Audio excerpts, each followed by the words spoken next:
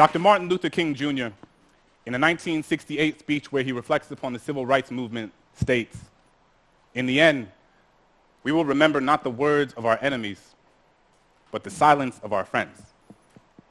As a teacher, I've internalized this message. Every day all around us, we see the consequences of silence manifest themselves in the form of discrimination, violence, genocide, and war. In the classroom, I challenge my students to explore the silences in their own lives through poetry. We work together to fill those spaces, to recognize them, to name them, to understand that they don't have to be sources of shame. In an effort to create a culture within my classroom where students feel safe sharing the intimacies of their own silences, I have 4 core principles posted on the board that sits in the front of my class, which every student signs at the beginning of the year. Read critically, write consciously, speak clearly, tell your truth. I find myself thinking a lot about that last point, tell your truth.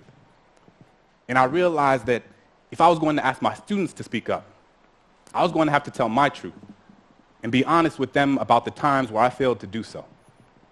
So I tell them that growing up, as a kid in a Catholic family in New Orleans, during Lent, I was always taught that the most meaningful thing one could do was to give something up. Sacrifice something you typically indulge in to prove to God you understand his sanctity. I've given up soda, McDonald's, French fries, French kisses, and everything in between. But one year, I gave up speaking.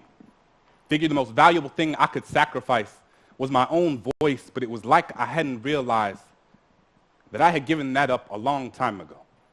I had spent so much of my life telling people the things they wanted to hear instead of the things they needed to. Told myself I wasn't meant to be anyone's conscience because I still had to figure out being my own, so sometimes I just wouldn't say anything, appeasing ignorance with my silence, unaware that validation doesn't need words to endorse its existence. When Christian was beat up for being gay, I put my hands in my pocket and walked with my head down as if I didn't even notice. Couldn't use my locker for weeks because the bolt on the lock reminded me of the one I had put on my lips when the homeless man on the corner looked at me with eyes up, merely searching for an affirmation that he was worth seeing. I was more concerned with touching the screen of my Apple than actually feeding him one. When the woman at the fundraising gala said, "I'm so proud of you. It must be so hard teaching those poor, unintelligent kids," I bit my lip because apparently we needed her money more than my students needed their dignity. We spend so much time listening to the things people are saying that we rarely pay attention to the things they don't.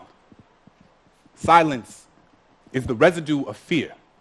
It is feeling your flaws gut-wrench guillotine your tongue. It is the air retreating from your chest because it doesn't feel safe in your lungs. Silence is Rwandan genocide. Silence is Katrina. It is what you hear when there aren't enough body bags left. It is the sound after the noose is already tied. It is charring. It is chains. It is privilege. It is pain. There is no time to pick your battles when your battles have already picked you. I will not let silence wrap itself around my indecision. I will tell Christian that he is a lion, a sanctuary of bravery and brilliance. I will ask that homeless man what his name is and how his day was, because sometimes all people want to be is human. I will tell that woman that my students can talk about transcendentalism like their last name was Thoreau, and just because you watch one episode of The Wire doesn't mean you know anything about my kids. So this year, instead of giving something up, I will live every day as if there were a microphone tucked under my tongue, a stage on the underside of my inhibition.